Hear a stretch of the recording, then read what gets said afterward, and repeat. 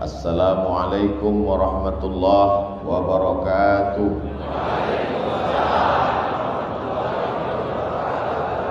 Alhamdulillah bini'matihi tatimmus shalihat. Wassalatu wassalamu ala sayyidis sadat wa ala alihi wa ashabihi ahli al-fadaili wal karamat.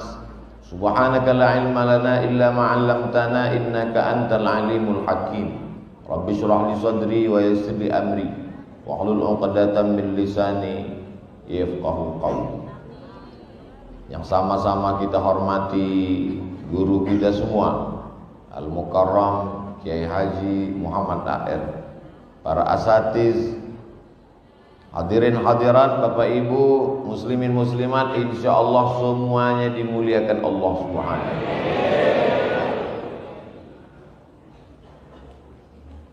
Apa yang membuat Kiai meneteskan air mata?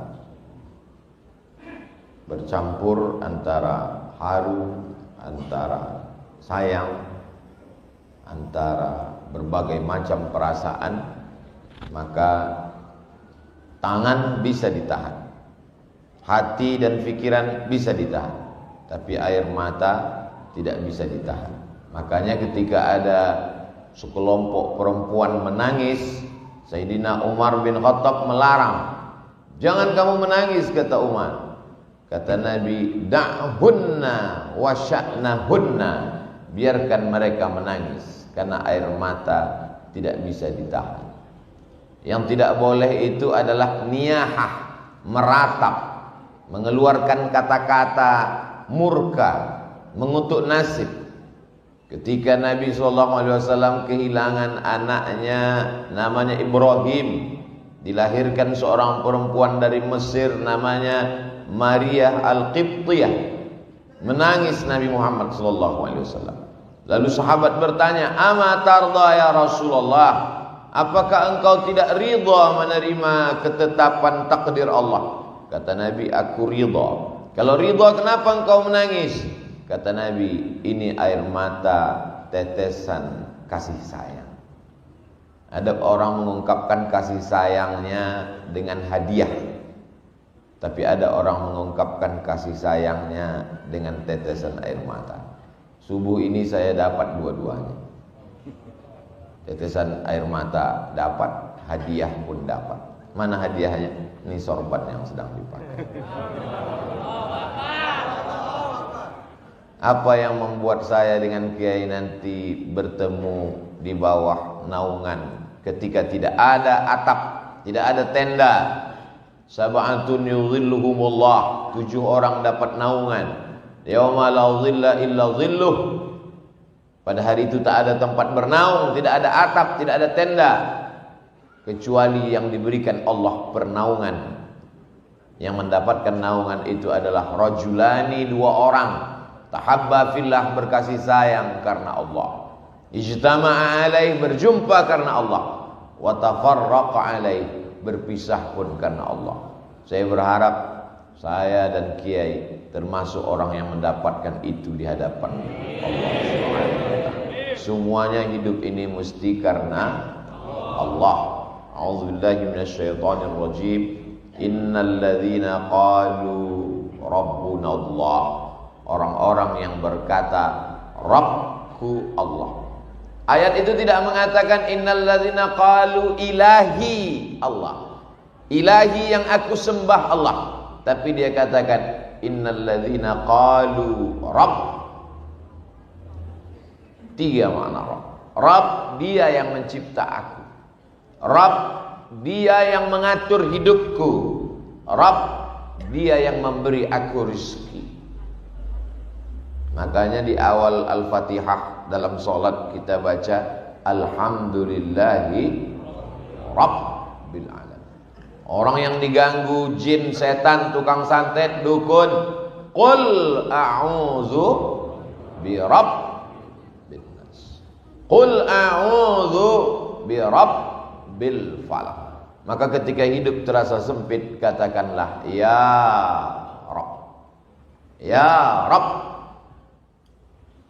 Ketika saudara kita meninggal dunia sampai ajalnya dicabut Allah, ruhnya kembali kepada Allah, maka kita berkata, ya Rabb, idza daqat 'alaika dunya, kalau dunia terasa sempit, katakan ya Rabb. Datang seorang yang sedang galau gundah gulana dengan hidup, mengadu kepada Imam Al-Hasan Al-Basri. Aku risau dengan hidup ini, wahai Imam Al-Hasan Al-Basri. Apa kata beliau? Umur sudah ditetapkan Allah. Bukankah umurmu sudah ditetapkan Allah? Betul. Kenapa engkau risau? Rezeki sudah ditetapkan Allah. Bukankah rezekimu sudah ditetapkan Allah? Betul. Kenapa engkau risau? Tidak ada satupun yang terjadi di dunia ini di luar dari kuasa dan kehendak Allah.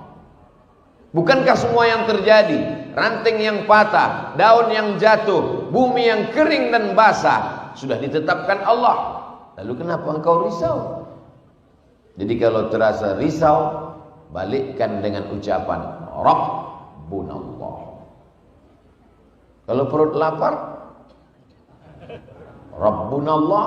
Tapi kita bukan kelompok Jabriyah.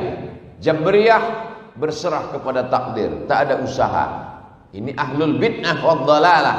Sedangkan kita adalah ahlus sunnah wal jamaah. Ada usaha dan ikhtiar. Rabbunallah, tapi ada usaha. Ini jangan nanti kajian ini dipahami secara tekstual, keluar dari sini dari masjid, Rabbunallah kata Ustaz Somad, tapi helm hilang. Ya, dikunci, digembok, diikat. Kami dulu di pondok sendal aja digembok. Keluar dari masjid kuncinya hilang, sendalnya ada. Rabb, Allah menyuruh kita berusaha dan berikhtiar. Innal ladzina qalu rabbunallah. Oh, kami sudah ngaji dengan Ustaz Abdul Somad, kita mesti berani berkata rabbunallah, maka takut dan cemas kita akan hilang. Idhuma fil ghar, ketika mereka berdua berada di dalam gua. Idhuma fil ghar, ketika dia Nabi Muhammad sallallahu alaihi wasallam berdua di dalam gua. Kata, baru mati lampu aja udah cemas. Baru dikaji Rabbunallah, begitu mati lampu langsung. Mestinya Rabbunallah. Kalau mikrofon mati baru Ustaz cemas.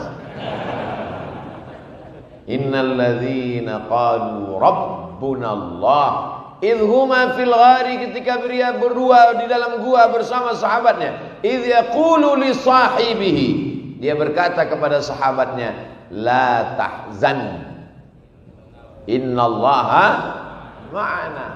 Itu ucapan Nabi sallallahu alaihi wasallam kepada Abu Bakar Siddiq di dalam Jabal Thur. Jabal Nur tempat menerima wahyu Iqra. Jabal Thur tempat berlindung ketika hijrah. Jabal Nur tempat menerima wahyu Iqra. Jabal Thur tempat bernaung ketika hijrah. Soalnya jamaah umroh ini banyak pulang cerita ke tetangga, kemarin di Jabal Thur, padahal dia naik ke Jabal Nur. Yang cerita lupa, yang dengar nggak tahu. Ketika dia berdua di Jabal Thur, datang orang kafir musyrik Abu Jahal, Abu Lahab, ingin menyerang, membunuh seluruh Makkah menjadi musuh. Maka ketika itu datang cemasnya, datang ngerinya, datang galaunya, datang gundahnya. Apa kata Nabi menenangkan dia? La tahzan, innallaha ma'ana. Jadi itu mesti dikuatkan. Akhirnya terinspirasilah seorang yang dijebloskan ke dalam penjara. Di dalam penjara itu dia sedang galau. Titelnya doktor, ceramahnya viral internasional, orangnya terkenal, tapi ternyata masuk juga ke dalam kerangkeng besi. Maka dalam masa-masa sulit itu dia menenangkan hatinya. Apa kata dia? la tahzan. Wahai hatiku, wahai diriku, jangan kau sedih, jangan kau galau, jangan kau gundah gulana. Innallaha ma'ana, Allah bersama kita. Perenungan-perenungan dia di dalam penjara itu dituliskannya menjadi satu buku. Keluarlah buku berjudul La Tahzan, diterjemahkan Don't Be Sad, Dr. Aid Al-Qarni. Yang bisa menenangkan kita hanya kebersamaan dengan Allah. Sekarang banyak anak muda galau, la tahzan, narkoba ma'ana. Anak muda cintanya ditolak, sedih, pulang, la tahzan, dukun ma'ana. Semua ini hanya ilusi, mimpi. Apakah kita semua sudah terbangun dari tidur lelap kita? Jamaah tidak menjawab, karena dia tahu ini jebakan. Kita sudah berkata tadi, alhamdulillahillazi ahyana ba'dama amatana wa ilaihin nusyur. Dengan pedenya kita berkata bahwa saya sudah bangun tidur. Kata Sayyidina Ali karramallahu wajhah, belum. An-nasu niyam, manusia itu semuanya tidur. Kita ini sekarang sedang tidur lelap. An-nasu niyam, manusia itu tidur. Falamma matu, ketika mereka mati, intabahu, disitulah dia baru terbangun dari tidurnya. Jadi kalau ada jamaah tidur dengar pengajian, memang dia sedang tertidur. Kita baru terjaga dari tidur panjang ini nanti ketika kita terbangun saat malaikat maut mencabut nyawa kita, barulah kita tersadar bahwa semua ini hanya mimpi. Abdul Somad sekarang sedang mimpi jadi ustaz terkenal. Nanti ketika mati baru tersadar, sesungguhnya yang kau bawa mati hanyalah 2 rakaatmu di tengah malam yang sunyi. Yang menemanimu di liang kubur, di liang lahat, hanyalah amal-amalmu. Adapun viewer, follower dan subscriber hanya mimpi belaka. Anak-anak muda sekarang sedang mimpi jadi anak muda.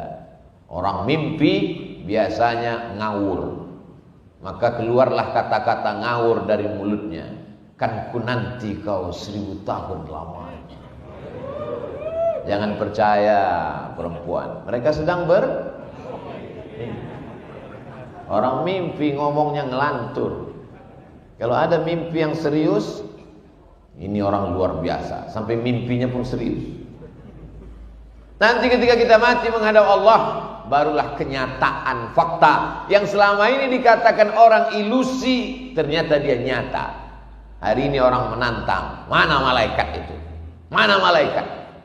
Kita tidak bisa buktikan secara nyata kepada dia sekuat argumentasi kita ketika dia meminta mana air minum itu. Ini dia. Tapi kalau dia minta mana malaikat, kita tidak perlu marah, kita tidak perlu melawan, diam saja, sabar. Nanti malaikat maut akan datang pada masanya. Dia datang tanpa diundang dan tidak berdialog seperti dialog dengan Nabi Ibrahim alaihissalam. Beda dengan Nabi Ibrahim, gelarnya Khalilullah, kekasih yang dekat dengan Allah. Assalamualaikum. Waalaikumsalam. Man anta, kata Nabi Ibrahim. Malakul maut. Who are you? Siapa engkau? Malaikat maut. Malaikat maut datang ke rumah Nabi Ibrahim alaihissalam. Madza turidu? What do you want? Kumaha, nama? Kamu mau apa, malaikat maut? Aqbidu ruhak, aku mau mencabut nyawa. Apa kata Nabi Ibrahim? Hal yaqbidu khalilun khalilahu? Apakah ada seorang kekasih yang tega menyakiti kekasihnya? Apakah ada kekasih yang mau mencabut nyawa kekasihnya? Kata Ibrahim alaihissalam. Apa kata malaikat maut? Hal yakrahu khalilun liqa'a khalilihi? Adakah kekasih yang tidak mau berjumpa dengan kekasihnya? Jangan kalian jadikan update status. Sesungguhnya kehidupan yang indah hanyalah kehidupan bersama dengan Allah. Walaupun seluruh Makkah membencimu, walaupun harta bendamu tinggal, walaupun rumahmu dimasuki orang, walaupun nyawamu hampir melayang, tapi kalau kau bersama dengan Allah, maka semuanya menjadi indah. Al-hayatu fi zilalil Quran ni'mah. Hidup di bawah naungan kalam Allah itu nikmat. La ya'rifuha illa man dzaqaha. Tapi yang tahu hanya yang pernah merasakannya. Yang tahu itu hanya orang yang pernah merasakannya. Bercerita tentang rasa, maka kata terlalu miskin untuk mengungkapkan tentang rasa. Rasaku bukan rasamu, Beb. Untuk menceritakan rasa kopi aja kita susah. Untuk menceritakan, susah untuk meyakinkan bahwa bunga itu harum, karena lalat menganggap tong sampah lebih wangi daripada bunga. Bagaimana kita mau merasakan nikmatnya sholat subuh berjamaah itu indah? Orang dia bangunnya jam 8 pagi. Diundanglah saya oleh Gubernur Jawa Barat yang dulu, Kang Aher. Dia siapkan kopi. Ustaz Somad, ini kopi terbaik, sudah ikut musabakoh kopi internasional. Bibitnya dipilih, tanahnya dipilih, buahnya dipilih, lalu kemudian masuk dalam pabrik pilihan.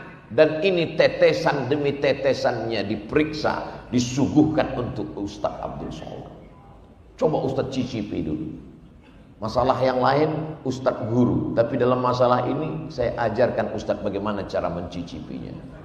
Letakkan bibir gelas ke bibir Ustadz, jangan langsung diseruput tapi pelan-pelan.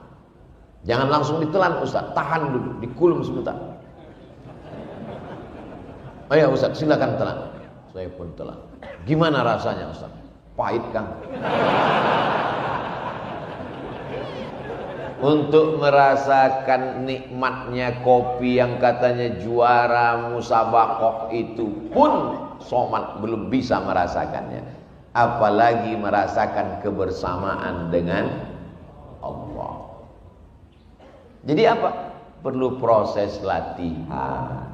Subuh dilatih, tahiyatul masjid dulu. Inna salati wa nusuki wa mahyaya wa mamati lillah. Qabliyah subuh, inna salati wa nusuki wa mahyaya wa mamati lillah. Salat subuh, inna salati wa nusuki wa mahyaya wa mamati lillah. 3 kali tergores dalam hati, 3 kali tercetus di pikiran, 3 kali terucap di mulut, PD pun datang. Inna salati wa nusuki wa mahyaya wa mamati lillah. Diuji. Kalau sudah diucapkan, diuji dalam masjid besar Allah itu. Inna salati wa nusuki wa mahyaya wa mamati lillah. Keluar masjid, hilang sendal. Hilang. Berarti kebersamaan dengan Allahnya masih temporer, limited. Masih dalam masjid, masih kondisional, masih terbatas ruang dan waktu. Allah ingin engkau merasakan itu tanpa batas. Tapi kan yang enak cuman ngomongnya. Waktu ceramah, waktu ketika ujian itu datang ke dalam kehidupanmu, kadang Allah itu hilang-hilang timbul. Kadang Allah itu kadang lenyap, kadang datang. Yang Ustaz ceritakan ini siapa? Ya pengalaman pribadi. Maka perlu ada orang lain yang membisikkan ke telinga kita, ada Allah. Siapa dia? Muhammad sallallahu alaihi wasallam. Itulah mengapa kita selalu bersolawat. Allahumma salli ala sayyidina Muhammad wa ala ali sayyidina Muhammad. Gandingkan nama dia dengan nama Allah. Asyhadu an la ilaha illallah wa asyhadu anna Muhammadan Rasulullah. Supaya apa? Selalu mendapatkan bimbingan Rasulullah, selalu mendapatkan syafaat pertolongan. di saat tak ada yang bisa menguatkan hati kita. Dokter, psikolog, psikiater menyarankan kita dengan segala usahanya. Beliau kuliah di fakultas kedokteran, fakultas psikologi, dengan ilmu-ilmu mereka memberikan kita kekuatan. Bapak mesti kuat, ibu mesti tegar menghadapi ini semua. Ini adalah ujian hidup. Silakan makan ini 3 kali setelah makan, ini sebelum makan, ini sedang makan, ini sebelum tidur, ini setelah tidur. Membaca resep itu bertambah berat beban hidup. Akhirnya setelah obat dimakan, bawaannya tidur saja. Ketika tidur datang, masalahnya hilang. Ketika mata terbuka, masalahnya datang lagi. Makan lagi, tidur lagi, makan lagi. Apa guna hidup kalau cuma tidur? Bagus mati. Angkat tangan, katakan Allah. Innal ladzina qalu rabbuna Allahu akbar. Besar ujian hidup ini. Allah Maha besar. Allahu akbar kabira. Selama ini kau dipuji orang, sekarang tidak dipuji lagi. Selama ini kau dimuliakan orang, sekarang tidak dimuliakan lagi. Dulu masih ada mobil dinas, sekarang sudah ditarik. Dulu masih ada supir, sekarang nyetir sendiri. Dulu kemana-mana disambut dengan baleho, umbul-umbul, gambar besar, tola'al badru alaina. Sekarang tidak diperdulikan orang. Kembalikan kepada Allah. Walhamdulillahi katsir. Pujian ini bukan punyaku. Allahu akbar kabira, walhamdulillahi katsira. Selama ini engkau dipuji orang, sekarang kau dihinakan orang. Hater. Assalamualaikum warahmatullahi wabarakatuh.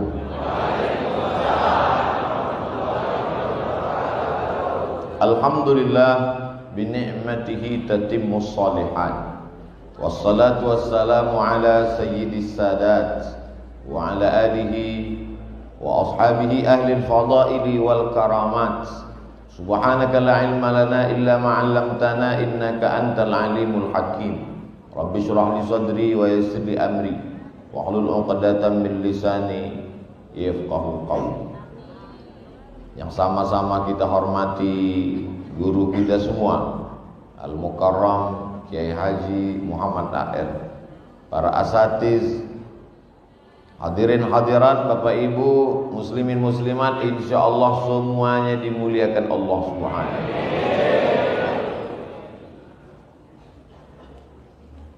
Apa yang membuat Kiai meneteskan air mata? Bercampur antara haru, antara sayang, antara berbagai macam perasaan. Maka tangan bisa ditahan, hati dan pikiran bisa ditahan, tapi air mata tidak bisa ditahan. Makanya ketika ada sekelompok perempuan menangis, Sayyidina Umar bin Khattab melarang. Jangan kamu menangis, kata Umar. Kata Nabi, da'hunna wa sya'nahunna, biarkan mereka menangis, karena air mata tidak bisa ditahan. Yang tidak boleh itu adalah niyahah, meratap, mengeluarkan kata-kata murka, mengutuk nasib. Ketika Nabi SAW kehilangan anaknya namanya Ibrahim, dilahirkan seorang perempuan dari Mesir namanya Maria Al-Qibtiyah, menangis Nabi Muhammad SAW. Lalu sahabat bertanya, "Ama tarda ya Rasulullah? Apakah engkau tidak ridha menerima ketetapan takdir Allah?" Kata Nabi, "Aku ridha." "Kalau ridha, kenapa engkau menangis?" Kata Nabi, "Ini air mata tetesan kasih sayang." Ada orang mengungkapkan kasih sayangnya dengan hadiah, tapi ada orang mengungkapkan kasih sayangnya dengan tetesan air mata. Subuh ini saya dapat dua-duanya. Tetesan air mata dapat, hadiah pun dapat. Mana hadiahnya? Ini sorban yang sedang dipakai. Apa yang membuat saya dengan Kiai nanti bertemu di bawah naungan ketika tidak ada atap, tidak ada tenda? Sab'atun yudhilluhumullah, 7 orang dapat naungan. Yauma la dhilla illa dhilluh. Pada hari itu tak ada tempat bernaung, tidak ada atap, tidak ada tenda, kecuali yang diberikan Allah pernaungan. Yang mendapatkan naungan itu adalah rajulani, 2 orang, tahabba fillah, berkasih sayang karena Allah, ijtama'a alaih, berjumpa karena Allah, wa tafarraqa alaih, berpisah pun karena Allah. Saya berharap saya dan Kiai termasuk orang yang mendapatkan itu di hadapan Allah Subhanahu wa taala. Semuanya hidup ini mesti karena Allah. A'udzubillahi minasyaitonir rajim. Innal ladzina qalu rabbuna Allah, orang-orang yang berkata Rabbku Allah. Ayat itu tidak mengatakan innal ladzina qalu ilahi Allah, ilahi yang aku sembah Allah, tapi dia katakan innal ladzina qalu rabb. 3 makna rabb. Rabb, dia yang mencipta aku. Rabb, dia yang mengatur hidupku. Rabb, dia yang memberi aku rezeki. Makanya di awal Al-Fatihah dalam salat kita baca alhamdulillahi rabbil alamin. Orang yang diganggu jin, setan, tukang santet, dukun, qul a'udzu bi rabbin nas, qul a'udzu bi rabbil falaq. Maka ketika hidup terasa sempit, katakanlah ya Rabb, ya Rabb. Ketika saudara kita meninggal dunia sampai ajalnya dicabut Allah, ruhnya kembali kepada Allah, maka kita berkata ya Rabb. Idza dhaqat 'alaika dunya, kalau dunia terasa sempit, katakan ya Rabb. Datang seorang yang sedang galau gundah gulana dengan hidup, mengadu kepada Imam Al-Hasan Al-Basri. Aku risau dengan hidup ini wahai Imam Al-Hasan Al-Basri. Apa kata beliau? Umur sudah ditetapkan Allah. Bukankah umurmu sudah ditetapkan Allah? Betul. Kenapa engkau risau? Rezeki sudah ditetapkan Allah. Bukankah rezekimu sudah ditetapkan Allah? Betul. Kenapa engkau risau? Tidak ada satupun yang terjadi di dunia ini di luar dari kuasa dan kehendak Allah. Bukankah semua yang terjadi, ranting yang patah, daun yang jatuh, bumi yang kering dan basah, sudah ditetapkan Allah? Lalu kenapa engkau risau? Jadi kalau terasa risau, balikkan dengan ucapan Rabbunallah. Kalau perut lapar, Rabbunallah. Tapi kita bukan kelompok Jabriyah. Jabriyah berserah kepada takdir, tak ada usaha. Ini ahlul bid'ah wad dhalalah. Sedangkan kita adalah ahlus sunnah wal jamaah. Ada usaha dan ikhtiar. Rabbunallah, tapi ada usaha. Ini jangan nanti kajian ini dipahami secara tekstual, keluar dari sini dari masjid Rabbunallah kata Ustaz Somad, tapi helm hilang. Ya dikunci, digembok, diikat. Kami dulu di pondok sendal aja digembok. Keluar dari masjid kuncinya hilang, sendalnya ada. Rabb, Allah menyuruh kita berusaha dan berikhtiar. Innal ladzina qalu rabbunallah. Oh, kami sudah ngaji dengan Ustaz Abdul Somad, kita mesti berani berkata Rabbunallah, maka takut dan cemas kita akan hilang. Idhuma fil ghar, ketika mereka berdua berada di dalam gua. Idhuma fil ghar, ketika dia Nabi Muhammad sallallahu alaihi wasallam berdua di dalam gua. Kata, baru mati lampu aja udah cemas. Baru dikaji Rabbunallah, begitu mati lampu langsung. Mestinya Rabbunallah. Kalau mikrofon mati baru Ustaz cemas.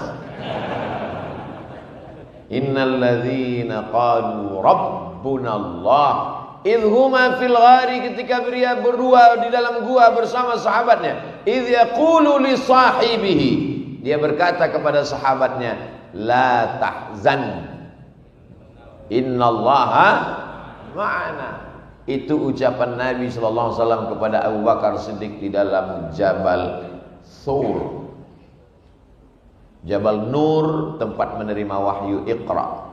Jabal Thur tempat berlindung ketika hijrah. Jabal Nur tempat menerima wahyu Iqra. Jabal Thur tempat bernaung ketika hijrah. Soalnya jamaah umroh ini banyak pulang cerita ke tetangga, kemarin di Jabal Thur, padahal dia naik ke Jabal Nur. Yang cerita lupa, yang dengar nggak tahu. Ketika dia berdua di Jabal Thur,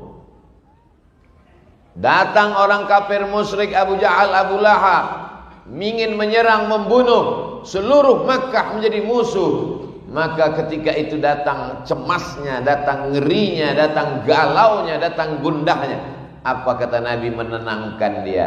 La tahzan innallaha ma'ana. Jadi itu mesti dikuatkan. Akhirnya terinspirasilah seorang yang dijebloskan ke dalam penjara. Di dalam penjara itu dia sedang galau. Titelnya doktor, ceramahnya viral internasional, orangnya terkenal, tapi ternyata masuk juga ke dalam kerangkeng besi. Maka dalam masa-masa sulit itu dia menenangkan hatinya. Apa kata dia? La tahzan, wahai hatiku, wahai diriku, jangan kau sedih, jangan kau galau, jangan kau gundah gulana. Innallaha ma'ana, Allah bersama kita. Perenungan-perenungan dia di dalam penjara itu dituliskannya menjadi satu buku. Keluarlah buku berjudul La Tahzan, diterjemahkan Don't Be Sad, Dr. Aid Al-Qarni. Yang bisa menenangkan kita hanya kebersamaan dengan Allah. Sekarang banyak anak muda galau, la tahzan, narkoba ma'ana. Anak muda cintanya ditolak, sedih, pulang, la tahzan, dukun ma'ana. Semua ini hanya ilusi, mimpi. Apakah kita semua sudah terbangun dari tidur lelap kita? Jamaah tidak menjawab, karena dia tahu ini jebakan. Kita sudah berkata tadi, alhamdulillahillazi ahyana ba'dama amatana wa ilaihin nusyur. Dengan pedenya kita berkata bahwa saya sudah bangun tidur.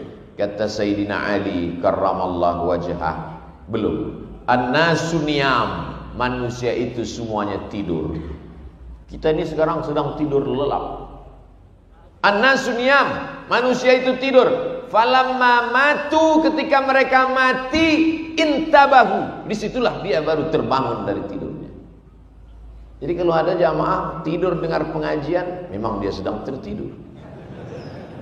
Kita baru terjaga dari tidur panjang ini nanti ketika kita terbangun saat malaikat maut mencabut nyawa kita, barulah kita tersadar bahwa semua ini hanya mimpi. Abdul Somad sekarang sedang mimpi jadi ustadz terkenal. Nanti ketika mati baru tersadar, sesungguhnya yang kau bawa mati hanyalah 2 rakaatmu di tengah malam yang sunyi. Yang menemanimu di liang kubur, di liang lahat, hanyalah amal-amalmu. Adapun viewer, follower dan subscriber hanya mimpi belaka. Anak-anak muda sekarang sedang mimpi jadi anak muda. Orang mimpi biasanya ngawur. Maka keluarlah kata-kata ngawur dari mulutnya. Kan ku nanti kau 1000 tahun lamanya. Jangan percaya perempuan. Mereka sedang orang mimpi ngomongnya ngelantur. Kalau ada mimpi yang serius, ini orang luar biasa. Sampai mimpinya pun serius. Nanti ketika kita mati menghadap Allah, barulah kenyataan fakta yang selama ini dikatakan orang ilusi, ternyata dia nyata. Hari ini orang menantang, mana malaikat itu? Mana malaikat? Kita tidak bisa buktikan secara nyata kepada dia sekuat argumentasi kita ketika dia meminta mana air minum itu. Ini dia.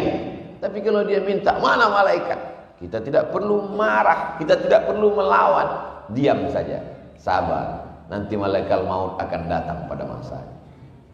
Dia datang tanpa diundang dan tidak berdialog seperti dialog dengan Nabi Ibrahim alaihissalam. Beda dengan Nabi Ibrahim, gelarnya Khalilullah, kekasih yang dekat dengan Allah. Assalamualaikum. Waalaikumsalam. Man anta, kata Nabi Ibrahim. Malakul maut. Who are you? Siapa engkau? Malaikat maut. Malaikat maut datang ke rumah Nabi Ibrahim alaihissalam. Madza turidu? What do you want? Kumaha? Tak mau? Kamu mau apa, malaikat maut? Aqbidu ruhak. Aku mau mencabut nyawa. Apa kata Nabi Ibrahim? Hal yaqbidu khalilun khalilahu? Apakah ada seorang kekasih yang tega menyakiti kekasihnya? Apakah ada kekasih yang mau mencabut nyawa kekasihnya? Kata Ibrahim alaihissalam. Apa kata malaikat maut? Hal yakrahu khalilun liqa'a khalilihi? Adakah kekasih yang tidak mau berjumpa dengan kekasihnya? Jangan kalian jadikan update status. Sesungguhnya kehidupan yang indah hanyalah kehidupan bersama dengan Allah. Walaupun seluruh Makkah membencimu, walaupun harta bendamu tinggal, walaupun rumahmu dimasuki orang, walaupun nyawamu hampir melayang, tapi kalau kau bersama dengan Allah, maka semuanya menjadi indah. Al-hayatu fi zilalil Quran ni'mah. Hidup di bawah naungan kalam Allah itu nikmat. La ya'rifuha illa man dzaqaha. Tapi yang tahu hanya yang pernah merasakannya.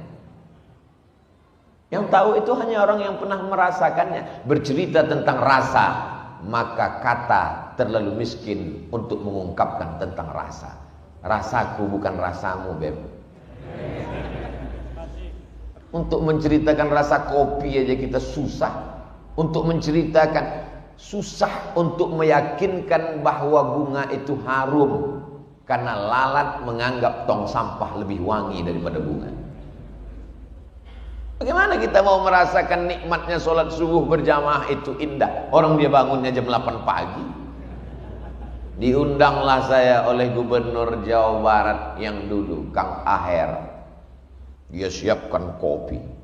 Ustaz Somad, ini kopi terbaik, sudah ikut musabakoh kopi internasional. Bibitnya dipilih, tanahnya dipilih, buahnya dipilih, lalu kemudian masuk dalam pabrik pilihan. Dan ini tetesan demi tetesannya diperiksa, disuguhkan untuk Ustaz Abdul Somad. Coba Ustaz cicipi dulu. Masalah yang lain Ustaz guru, tapi dalam masalah ini saya ajarkan Ustaz bagaimana cara mencicipinya. Letakkan bibir gelas ke bibir Ustaz. Jangan langsung diseruput, tapi pelan-pelan. Jangan langsung ditelan Ustaz, tahan dulu, dikulum sebentar. Ayo Ustaz, silakan telan. Saya pun telan. Gimana rasanya Ustaz? Pahit kan? Untuk merasakan nikmatnya kopi yang katanya juara musabakoh itu pun Somad belum bisa merasakannya. Apalagi merasakan kebersamaan dengan Allah. Jadi apa? Perlu proses latihan. Subuh dilatih, tahiyatul masjid dulu. Inna salati wa nusuki wa mahyaya wa mamati lillah. Qabliyah subuh, inna salati wa nusuki wa mahyaya wa mamati lillah. Salat subuh, inna salati wa nusuki wa mahyaya wa mamati lillah. 3 kali tergores dalam hati, 3 kali tercetus di pikiran, 3 kali terucap di mulut, PD pun datang. Inna salati wa nusuki wa mahyaya wa mamati lillah. Diuji. Kalau sudah diucapkan, diuji. Dalam masjid besar Allah itu, inna salati wa nusuki wa mahyaya wa mamati lillah. Keluar masjid, hilang sendal, hilang. Berarti kebersamaan dengan Allahnya masih temporer, limited. Masih dalam masjid, masih kondisional, masih terbatas ruang dan waktu. Allah ingin engkau merasakan itu tanpa batas. Tapi kan yang enak cuman ngomongnya. Waktu ceramah, waktu ketika ujian itu datang ke dalam kehidupanmu, kadang Allah itu hilang-hilang timbul. Kadang Allah itu kadang lenyap, kadang datang. Yang Ustaz ceritakan ini siapa? Ya pengalaman pribadi. Maka perlu ada orang lain yang membisikkan ke telinga kita, ada Allah. Siapa dia? Muhammad sallallahu alaihi wasallam. Itulah mengapa kita selalu bersolawat. Allahumma salli ala sayyidina Muhammad wa ala ali sayyidina Muhammad. Gandingkan nama dia dengan nama Allah. Asyhadu an la ilaha illallah wa asyhadu anna Muhammadan Rasulullah. Supaya apa? Selalu mendapatkan bimbingan Rasulullah, selalu mendapatkan syafaat pertolongan di saat tak ada yang bisa menguatkan hati kita. Dokter, psikolog, psikiater menyarankan kita dengan segala usahanya. Beliau kuliah di fakultas kedokteran, fakultas psikologi, dengan ilmu-ilmu mereka memberikan kita kekuatan. Bapak mesti kuat, ibu mesti tegar menghadapi ini semua. Ini adalah ujian hidup. Silakan makan ini 3 kali setelah makan, ini sebelum makan, ini sedang makan, ini sebelum tidur, ini setelah tidur. Membaca resep itu bertambah berat beban hidup. Akhirnya setelah obat dimakan, bawaannya tidur saja. Ketika tidur datang, masalahnya hilang. Ketika mata terbuka, masalahnya datang lagi. Makan lagi, tidur lagi, makan lagi. Apa guna hidup kalau cuma tidur? Bagus mati.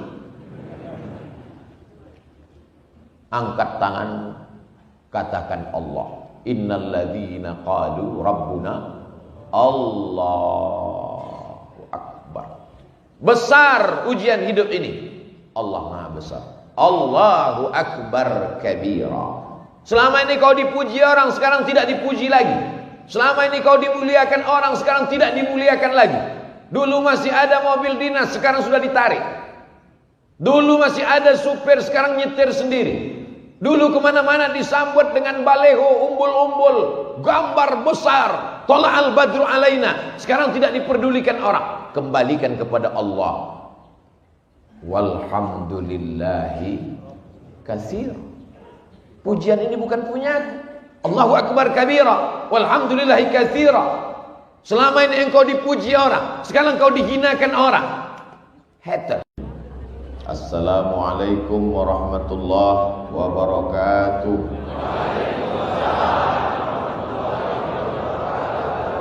Alhamdulillah bini'matihi tatimmus shalihat. Wassalatu wassalamu ala sayyidis sadat wa ala alihi wa ashabihi ahli al-fadaili wal karamat.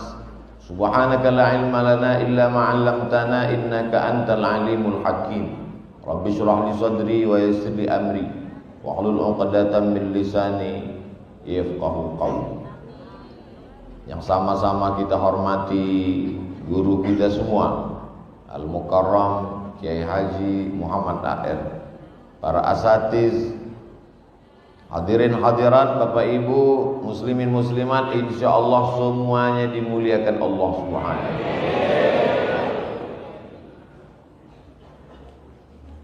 Apa yang membuat Kiai meneteskan air mata?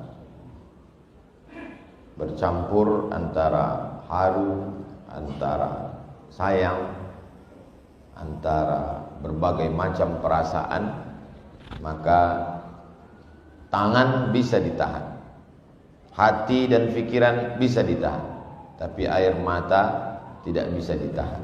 Makanya ketika ada sekelompok perempuan menangis, Sayyidina Umar bin Khattab melarang. Jangan kamu menangis, kata Umar. Kata Nabi, da'hunna wa sya'nahunna, biarkan mereka menangis, karena air mata tidak bisa ditahan. Yang tidak boleh itu adalah niyahah, meratap, mengeluarkan kata-kata murka, mengutuk nasib. Ketika Nabi SAW kehilangan anaknya namanya Ibrahim, dilahirkan seorang perempuan dari Mesir namanya Maria Al-Qibtiyah, menangis Nabi Muhammad SAW. Lalu sahabat bertanya, "Ama tarda ya Rasulullah? Apakah engkau tidak ridha menerima ketetapan takdir Allah?" Kata Nabi, "Aku ridha." "Kalau ridha, kenapa engkau menangis?" Kata Nabi, "Ini air mata tetesan kasih sayang." Ada orang mengungkapkan kasih sayangnya dengan hadiah, tapi ada orang mengungkapkan kasih sayangnya dengan tetesan air mata. Subuh ini saya dapat dua-duanya. Tetesan air mata dapat, hadiah pun dapat. Mana hadiahnya? Ini sorban yang sedang dipakai. Apa yang membuat saya dengan Kiai nanti bertemu di bawah naungan ketika tidak ada atap, tidak ada tenda? Sab'atun yudhilluhumullah, 7 orang dapat naungan. Yauma la dhilla illa dhilluh. Pada hari itu tak ada tempat bernaung, tidak ada atap, tidak ada tenda, kecuali yang diberikan Allah pernaungan. Yang mendapatkan naungan itu adalah rajulani, 2 orang, tahabba fillah, berkasih sayang karena Allah, ijtama'a alaih, berjumpa karena Allah, wa tafarraqa alaih, berpisah pun karena Allah. Saya berharap saya dan Kiai termasuk orang yang mendapatkan itu di hadapan Allah Subhanahu wa taala. Semuanya hidup ini mesti karena Allah. A'udzubillahi minasyaitonir rajim. Innal ladzina qalu rabbuna Allah, orang-orang yang berkata Rabbku Allah. Ayat itu tidak mengatakan innal ladzina qalu ilahi Allah, ilahi yang aku sembah Allah, tapi dia katakan innal ladzina qalu Rabb. 3 makna Rabb. Rabb, dia yang mencipta aku. Rabb, dia yang mengatur hidupku. Rabb, dia yang memberi aku rezeki. Makanya di awal Al-Fatihah dalam sholat kita baca Alhamdulillahi Rabbil Alamin. Orang yang diganggu jin, setan, tukang santet, dukun, qul a'udzu bi rabbin nas, qul a'udzu bi rabbil falaq. Maka ketika hidup terasa sempit, katakanlah ya Rabb, ya Rabb. Ketika saudara kita meninggal dunia sampai ajalnya dicabut Allah, ruhnya kembali kepada Allah, maka kita berkata ya Rabb. Idza dhaqat 'alaika dunya, kalau dunia terasa sempit, katakan ya Rabb. Datang seorang yang sedang galau gundah gulana dengan hidup, mengadu kepada Imam Al-Hasan Al-Basri. Aku risau dengan hidup ini wahai Imam Al-Hasan Al-Basri. Apa kata beliau? Umur sudah ditetapkan Allah. Bukankah umurmu sudah ditetapkan Allah? Betul. Kenapa engkau risau? Rezeki sudah ditetapkan Allah. Bukankah rezekimu sudah ditetapkan Allah? Betul. Kenapa engkau risau? Tidak ada satupun yang terjadi di dunia ini di luar dari kuasa dan kehendak Allah. Bukankah semua yang terjadi, ranting yang patah, daun yang jatuh, bumi yang kering dan basah, sudah ditetapkan Allah? Lalu kenapa engkau risau? Jadi kalau terasa risau, balikkan dengan ucapan Rabbunallah. Kalau perut lapar, Rabbunallah. tapi kita bukan kelompok Jabriyah.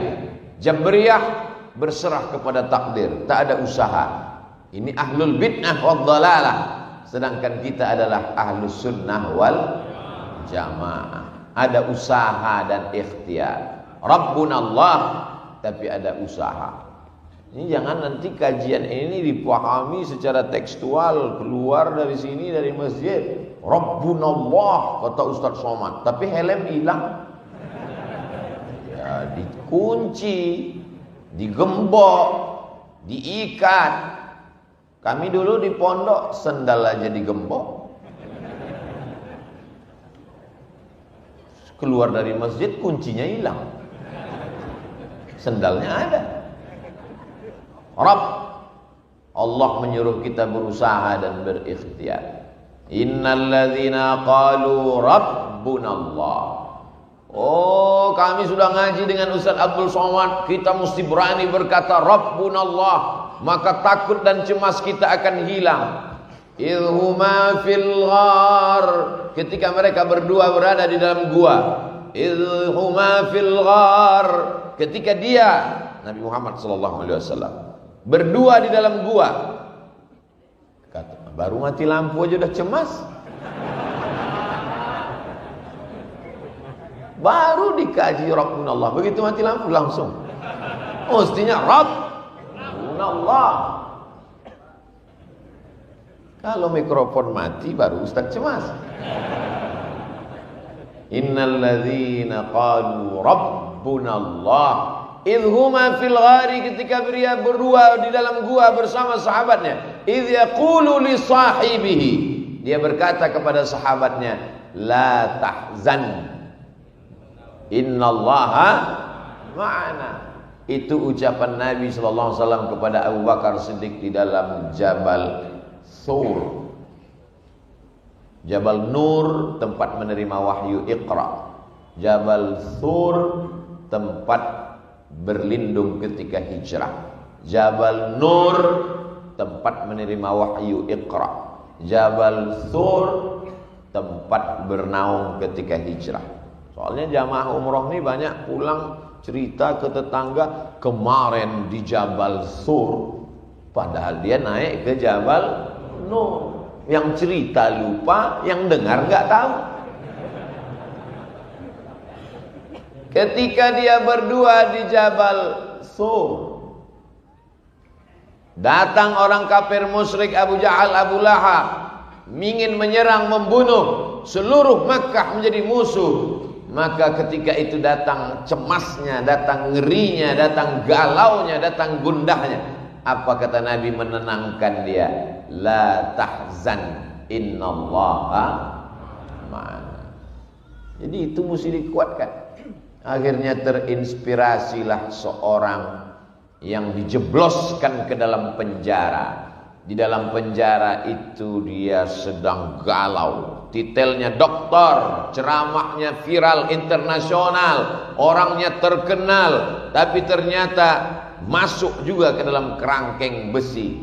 Maka dalam masa-masa sulit itu dia menenangkan hatinya. Apa kata dia? La tahzan, wahai hatiku, wahai diriku, jangan kau sedih, jangan kau galau, jangan kau gundah gulana. Innallaha ma'ana, Allah bersama kita. Perenungan-perenungan dia di dalam penjara itu dituliskannya menjadi satu buku. Keluarlah buku berjudul La Tahzan, diterjemahkan Don't Be Sad, Dr. Aid Al-Qarni. Yang bisa menenangkan kita hanya kebersamaan dengan Allah. Sekarang banyak anak muda galau, la tahzan, narkoba ma'ana. Anak muda cintanya ditolak, sedih, pulang, la tahzan, dukun ma'ana. Semua ini hanya ilusi, mimpi. Apakah kita semua sudah terbangun dari tidur lelap kita? Jamaah tidak menjawab, karena dia tahu ini jebakan. Kita sudah berkata tadi, alhamdulillahillazi ahyana ba'dama amatana wa ilaihin nusyur. Dengan pedenya kita berkata bahwa saya sudah bangun tidur. Kata Sayyidina Ali karramallahu wajhah, belum. An-nasu niyam, manusia itu semuanya tidur. Kita ini sekarang sedang tidur lelap. An-nasu niyam, manusia itu tidur. Falamma matu, ketika mereka mati, intabahu, disitulah dia baru terbangun dari tidurnya. Jadi kalau ada jamaah tidur dengar pengajian, memang dia sedang tertidur. Kita baru terjaga dari tidur panjang ini nanti ketika kita terbangun saat malaikat maut mencabut nyawa kita, barulah kita tersadar bahwa semua ini hanya mimpi. Abdul Somad sekarang sedang mimpi jadi ustaz terkenal. Nanti ketika mati baru tersadar, sesungguhnya yang kau bawa mati hanyalah 2 rakaatmu di tengah malam yang sunyi. Yang menemanimu di liang kubur, di liang lahat, hanyalah amal-amalmu. Adapun viewer, follower dan subscriber hanya mimpi belaka. Anak-anak muda sekarang sedang mimpi jadi anak muda. Orang mimpi biasanya ngawur, maka keluarlah kata-kata ngawur dari mulutnya. Kan ku nanti kau 1000 tahun lamanya. Jangan percaya perempuan, mereka sedang orang mimpi ngomongnya ngelantur. Kalau ada mimpi yang serius, ini orang luar biasa, sampai mimpinya pun serius. Nanti ketika kita mati menghadap Allah, barulah kenyataan fakta yang selama ini dikatakan orang ilusi, ternyata dia nyata. Hari ini orang menantang, mana malaikat itu? Mana malaikat? Kita tidak bisa buktikan secara nyata kepada dia sekuat argumentasi kita ketika dia meminta, mana air minum itu? Ini dia. Tapi kalau dia minta, mana malaikat? Kita tidak perlu marah, kita tidak perlu melawan, diam saja, sabar. Nanti malaikat maut akan datang pada masanya. Dia datang tanpa diundang dan tidak berdialog seperti dialog dengan Nabi Ibrahim alaihissalam. Beda dengan Nabi Ibrahim, gelarnya Khalilullah, kekasih yang dekat dengan Allah. Assalamualaikum. Waalaikumsalam. Man anta, kata Nabi Ibrahim. Malakul maut. Who are you? Siapa engkau? Malaikat maut. Malaikat maut datang ke rumah Nabi Ibrahim alaihissalam. Madza turidu? What do you want? Kumaha? Tidak mau? Kamu mau apa malaikat maut? Aqbidu ruhak, aku mau mencabut nyawa. Apa kata Nabi Ibrahim? Hal yaqbidu khalilun khalilahu? Apakah ada seorang kekasih yang tega menyakiti kekasihnya? Apakah ada kekasih yang mau mencabut nyawa kekasihnya? Kata Ibrahim alaihissalam. Apa kata malaikat maut? Hal yakrahu khalilun liqa'a khalilihi? Adakah kekasih yang tidak mau berjumpa dengan kekasihnya? Jangan kalian jadikan update status. Sesungguhnya kehidupan yang indah hanyalah kehidupan bersama dengan Allah. Walaupun seluruh Makkah membencimu, walaupun harta bendamu tinggal, walaupun rumahmu dimasuki orang, walaupun nyawamu hampir melayang, tapi kalau kau bersama dengan Allah, maka semuanya menjadi indah. Al-hayatu fi zilalil Quran ni'mah. Hidup di bawah naungan kalam Allah itu nikmat. La ya'rifuha illa man dzaqaha. Tapi yang tahu hanya yang pernah merasakannya. Yang tahu itu hanya orang yang pernah merasakannya. Bercerita tentang rasa, maka kata terlalu miskin untuk mengungkapkan tentang rasa. Rasaku bukan rasamu, Beb. Untuk menceritakan rasa kopi aja kita susah. Untuk menceritakan, susah untuk meyakinkan bahwa bunga itu harum, karena lalat menganggap tong sampah lebih wangi daripada bunga. Bagaimana kita mau merasakan nikmatnya sholat subuh berjamaah itu indah? Orang dia bangunnya jam 8 pagi. Diundanglah saya oleh Gubernur Jawa Barat yang dulu, Kang Aher. Dia siapkan kopi. Ustadz Somad, ini kopi terbaik, sudah ikut musabakoh kopi internasional. Bibitnya dipilih, tanahnya dipilih, buahnya dipilih, lalu kemudian masuk dalam pabrik pilihan. Dan ini tetesan demi tetesannya diperiksa, disuguhkan untuk Ustadz Abdul Somad. Coba Ustadz cicipi dulu. Masalah yang lain Ustadz guru, tapi dalam masalah ini saya ajarkan Ustadz bagaimana cara mencicipinya. Letakkan bibir gelas ke bibir Ustadz, jangan langsung diseruput, tapi pelan-pelan. Jangan langsung ditelan Ustadz, tahan dulu, dikulum sebentar. Oh ya Ustadz, silakan telan. Saya pun telan. Gimana rasanya Ustadz? Pahit kan? Untuk merasakan nikmatnya kopi yang katanya juara musabakoh itu pun Somad belum bisa merasakannya, apalagi merasakan kebersamaan dengan Allah. Jadi apa? Perlu proses latihan. Subuh dilatih, tahiyatul masjid dulu. Inna salati wa nusuki wa mahyaya wa mamati lillah. Qabliyah subuh, inna salati wa nusuki wa mahyaya wa mamati lillah. Salat subuh, inna salati wa nusuki wa mahyaya wa mamati lillah. 3 kali tergores dalam hati, 3 kali tercetus di pikiran, 3 kali terucap di mulut, PD pun datang. Inna salati wa nusuki wa mahyaya wa mamati lillah. Diuji. Kalau sudah diucapkan, diuji. Dalam masjid besar Allah itu. Inna salati wa nusuki wa mahyaya wa mamati lillah. Keluar masjid, hilang sendal. Hilang.